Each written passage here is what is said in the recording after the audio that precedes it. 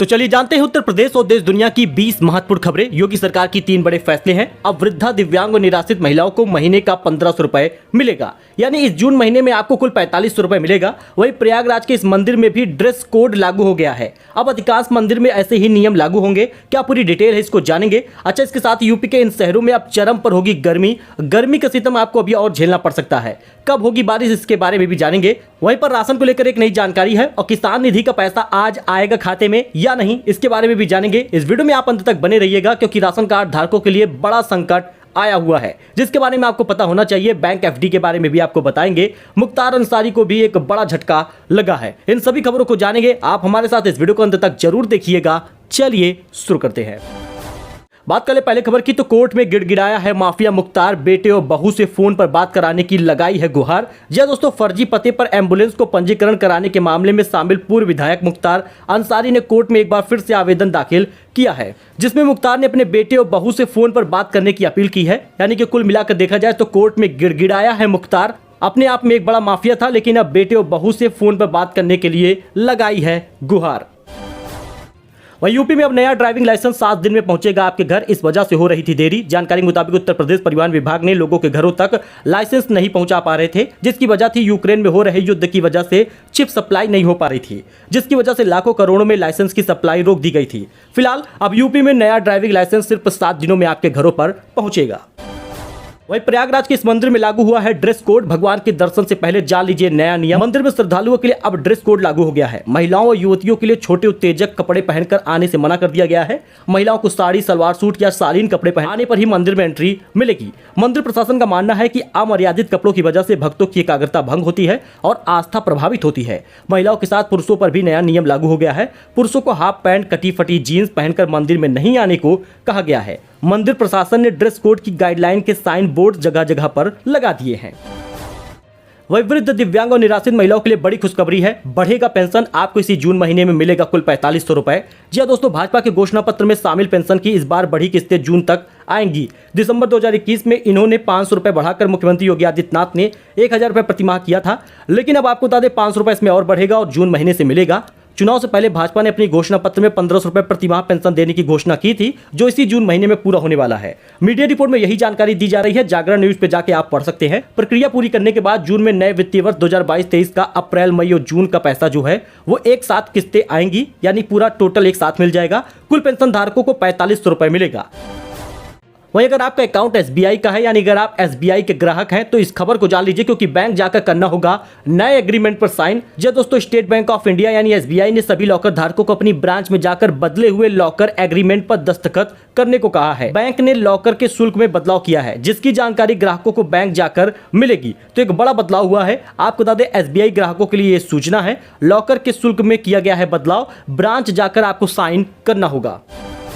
वही बम्पर मुनाफा देने वाली है ये 3 एफडी स्कीम। 30 जून को हो जाएगा बंद। ना चूकिए, कमाई का मौका है। आपको पता ही है कि सब लोग अपने पैसे की बचत के लिए एफडी वगैरह करते हैं। ऐसे में देश में लगातार बढ़ रही महंगाई को रोकने के लिए रिजर्व बैंक ऑफ इंडिया यानी आरबीआई ने पिछले महीनों में रेपो रेट में इजाफा किया था। इसके बाद बैंकों ने भी एफडी पर रेट बढ़ा दिए थे।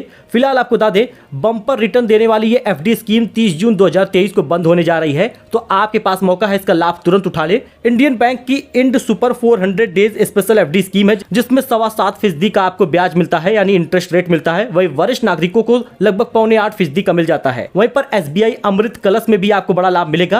देश के सबसे बड़े बैंक भारतीय स्टेट बैंक यानी एसबीआई की अमृत कलश FD retail term deposit scheme इस महीने यानी जून में बंद होने जा रही है। तो 30 जून तक ये वैध रहेगा, वैलिड रहेगा। तो आप 400 दिनों की विशेष अवधि के साथ इसका लाभ ले पाएंगे, जिस पर आम जनता को लगभग 7.10 और वरिष्ठ नागरिकों को 7.60% तक का ब्याज मिलता है। तो ये 2 स्कीम है जो 30 जून को समाप्त हो जाएगी। तो इसमें आप इन्वेस्ट कर दीजिए, एफडी करा लीजिए, जिससे आपका पैसा तेजी से बढ़ जाए। तो क्या 15 जून को आएगा पीएम किसान सम्मान निधि का 14 किस्त, यानी आज 15 जून को क्या पैसे आने वाले हैं किसान निधि का? अगर आज नहीं आएगा तो कब आएगा और इसमें क्या बदलाव कर दिया गया है?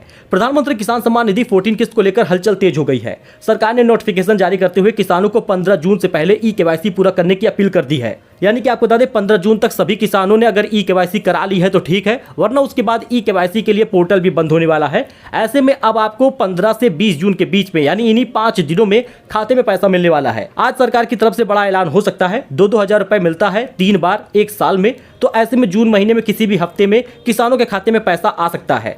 फिलहाल आपको बता दें, इन लोगों के खाते में नहीं आएगा 2000 रुपए जिन्होंने ई-केवाईसी नहीं कराई, जिन्होंने भू लेख का सत्यापन नहीं कराया। भू सत्यापन का काम आप कृषि विभाग के कार्यालय पर जाकर पूरा करा सकते हैं। अगर अभी भी आप आलस कर रहे हैं तो आप 14 किस्त भूल जाइए, आपको पैसा नहीं मिलेगा।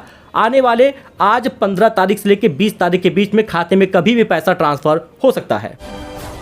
वही राशन योजना को लेकर बड़ा अपडेट आ गया है। 30 जून के बाद नहीं मिलेगा मुफ्त राशन। अगर आप भी राशन कार्ड धारक हैं, फ्री राशन का लाभ ले रहे हैं, तो इस नियम को समझ लीजिए। जी आपको बता दें, खाद्य नागरिक आपूर्ति एवं उपभोक्ता संरक्षण विभाग निर्देशानुसार एक राष्ट्र एक राशन कार्ड योजना के अंतर्गत सभी राशन कार्ड धारकों को, यानी जो उनके हितग्राही हैं, उनको ई-केवाईसी ई-पॉस मशीन के माध्यम से 30 जून 2023 तक कराना अनिवार्य है। अगर आप ऐसा नहीं करेंगे तो आपको जुलाई से राशन नहीं मिलेगा। जिला खाद्य अधिकारी ने बताया है कि वर्तमान में जून 2023 के राशन सामग्रियों का वितरण सभी उचित मूल्य की दुकानों के माध्यम से किया जा रहा है। उन्होंने सभी राशन कार्ड धारकों के हितग्राहियों से अपने परिवार के सभी लोगों का ई-केवाईसी कराने का अपील की है। तो आप सबसे पहले अपने राशन का ई-केवाईसी करा लीजिए, आधार से लिंक करा लीजिए, वरना आपको जुलाई से राशन नहीं मिलेगा।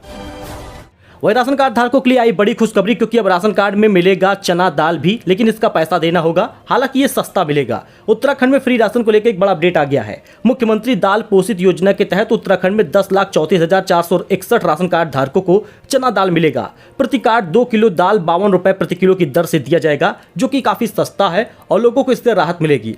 आरएफसी कुमाऊं बीएस चलाल ने जारी आदेश में कहा है कि आवंटित मात्रा के अनुसार दाल के पैकेट लेकर कार्ड धारकों को निर्धारित दरों पर वितरित किया जाए। उपभोक्ताओं को किसी भी स्थिति में खराब दाल न दी जाए। वैसे यूपी में आपको बता दें, सिर्फ चीनी दी जा रही है, 3 किलो चीनी मिलेगी। वही दोस्तों, यूपी बीएड जेईई 2023 का एग्जाम 15 जून को होगा, यानी आज के दिन बीएड एंट्रेंस एग्जाम है। परेशानी से बचना है तो अभ्यर्थी रखें इन बातों का ध्यान। अगर आप एग्जाम देने जा रहे हैं तो सबसे पहले इन बातों का ध्यान रख लें, क्योंकि उत्तर प्रदेश संयुक्त प्रवेश परीक्षा यूपी बीएड जेईई 15 जून आज होगा और प्रदेश के 75 जिलों में कुल 1108 परीक्षा केंद्र बनाए गए हैं। इन केंद्रों पर 5 लाख से अधिक अभ्यर्थी परीक्षा देंगे। सबसे पहले तो आपको 1 घंटे पहले ही परीक्षा केंद्र पर पहुंचना होगा।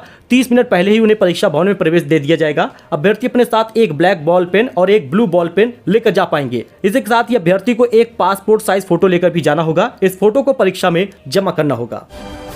वहीं अब एक्सप्रेसवे की तरह चौड़े और सुंदर होंगे यूपी के हाईवे, सर पर दौड़ेगा वाहन। सीएम योगी की मंशा के अनुरूप प्रदेश के कई राज्यों में मार्गों के चौड़ीकरण व सुदृढ़ीकरण के काम में जोर पकड़ लिया है। 3 राजमार्गों में चालू कार्यों समेत विभिन्न परियोजनाओं को लेकर लोक निर्माण विभाग की ओर से धनराशि आवंटित की गई है। आने वाले समय में एक्सप्रेसवे की तरह चौड़े और सुंदर हो जाएंगे यूपी के हाईवे। वही योगी सरकार ने दिया है इन शहरों को बड़ा तोहफा। यूपी की नदियों में सोलर बोट उतारेगी योगी सरकार। काशी, मथुरा सहित इन शहरों को मिलेगा तोहफा।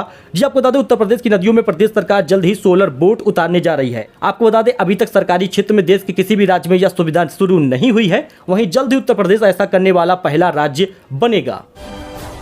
तो गर्मी से राहत नहीं मिलने वाली यूपी के इन शहरों में चरम पर है गर्मी का सितम। पारा पहुंच गया है लगभग 45 का। आपको बता दें, मौसम विभाग ने की है भविष्यवाणी।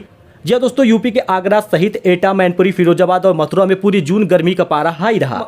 वहीं आगरा में मंगलवार का दिन जून में इस माह का सबसे गर्म दिन रहा। फिलहाल बुधवार और गुरुवार और शुक्रवार तक कोई भी आपको राहत नहीं मिलने वाली। 35 डिग्री से शुरू हुआ जून महीने का तापमान 45 डिग्री तक दर्ज किया गया है।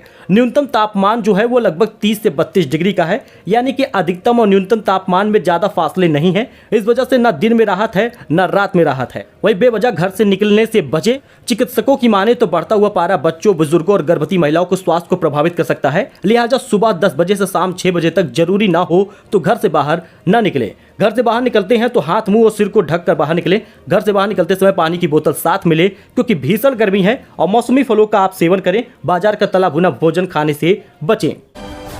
वही दोस्तों, गोरखपुर रोजगार मेले में 240 युवाओं को मिला है नियुक्ति पत्र। 2023 के अंत तक 10 लाख नौकरियां देने का लक्ष्य है। प्रधानमंत्री नरेंद्र मोदी ने गोरखपुर रोजगार मेले में नियुक्ति पत्र पाने वाली युवाओं को बधाई दी। साथ ही उन्होंने युवाओं को संबोधित करते हुए उनका हौसला भी बढ़ाया। आने वाले समय में 10 लाख नौकरियां देने का लक्ष्य है। वही ट्रांसफर के बाद 7 दिनों के अंदर कर्मियों को नई तैनाती पर ग्रहण करना होगा कार्यभार, नहीं तो होगा एक्शन। बता दें, यूपी की योगी सरकार ने हाल ही में नई स्थानांतरण नीति 2023-24 को कैबिनेट की मंजूरी के बाद लागू किया है। इसके अनुसार विभागीय मंत्री की अनुमति से विभागाध्यक्ष 30 जून तक तबादले कर सकेंगे। वही ट्रांसफर के बाद 7 दिनों के अंदर कर्मियों को नई तैनाती पर ग्रहण करना होगा कार्यभार, वरना एक्शन होगा। तो ये कुछ अपडेट था जो आपके साथ शेयर किया गया है। आई होप आपको ये पसंद आया होगा। ऐसी जानकारी, ऐसे अपडेट के लिए आप हमारे साथ जुड़े, चैनल को सब्सक्राइब करें। मिलते हैं नए अपडेट में। धन्यवाद।